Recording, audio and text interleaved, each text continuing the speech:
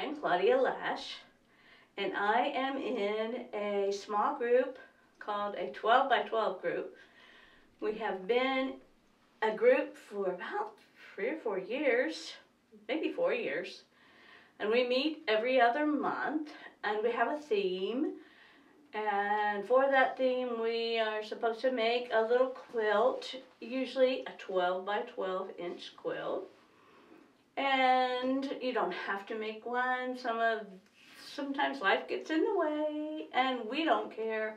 We mainly enjoy the social aspects of our group. We meet for lunch, we talk about all sorts of things, and then we show the little quilts that we've made.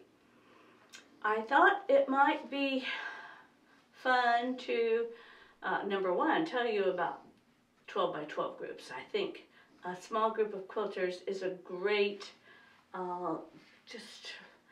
it's part of the fun of the whole part of quilting, to have your group of friends and all talking about stuff that you love, and quilting is part of that. So I think if you can do that, get a group together and do that. The other part I like is the challenge every other month. The challenge is great, especially for some people that love to design their own things. So this, having a word or a couple of words gives me a challenge to think of something to do. So this month our challenge was snow, because it's January. And so we've had the challenge since November, I think. And I first thought, I'm going to make a snowman, and I even started out and made some circles out of, white fabric, and I had all ideas about the snowman, and then I thought, no, I think I'm going to do a snow globe.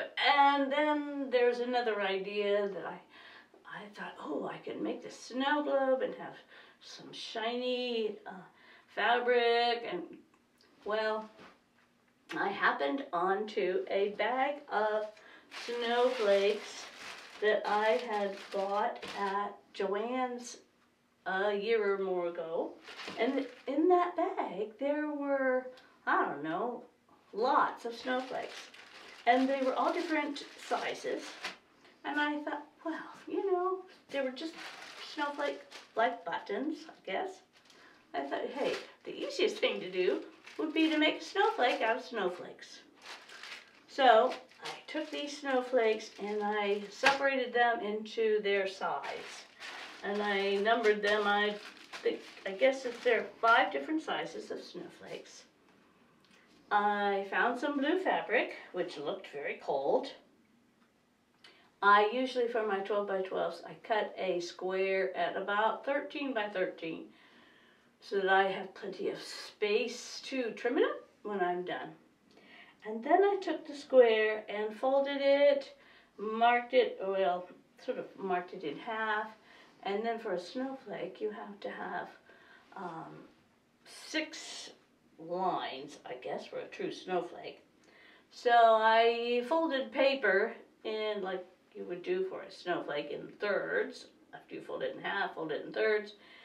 And then I thought, well, I can use my 60-degree ruler. So I used a 60-degree ruler too. But I wanted to mark my background before I got too far into it.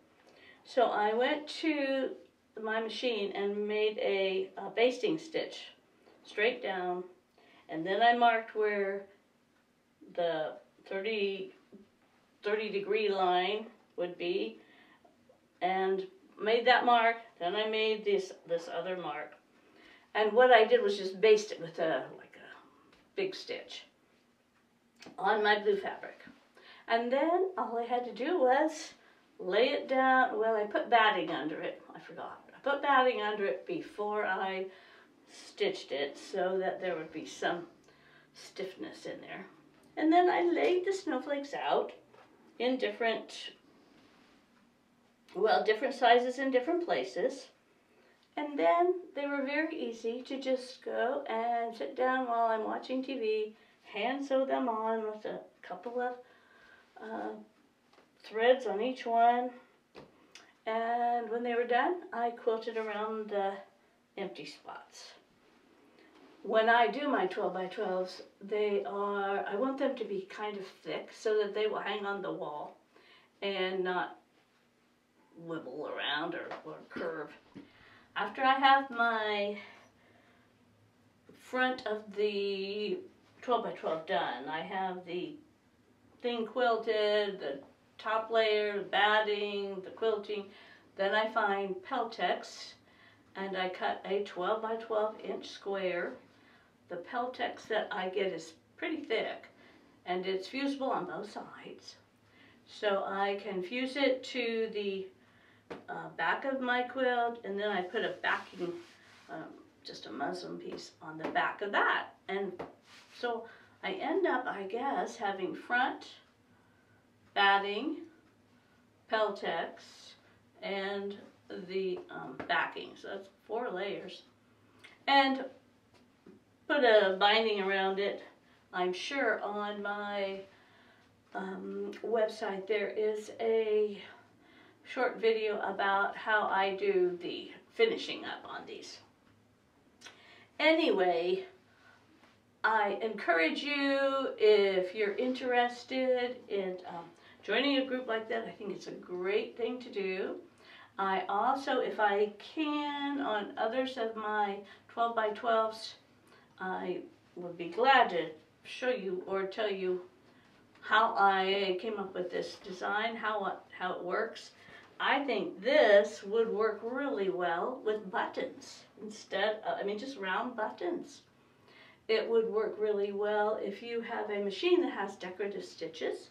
Instead of using buttons, you could just use your decorative stitches on your sewing machine and just sew your snowflake and have it look really nice. You could make it a lot smaller too. No, you wouldn't have to do it this size. There's lots of ideas out there, and so go ahead, try to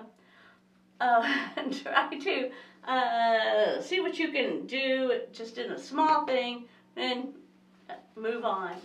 My other 12 by 12s have been slowly taking over my whole sewing room, but I can't bear to let any of them just sit somewhere in a closet. So I think I counted one day, do I have 24 or 30?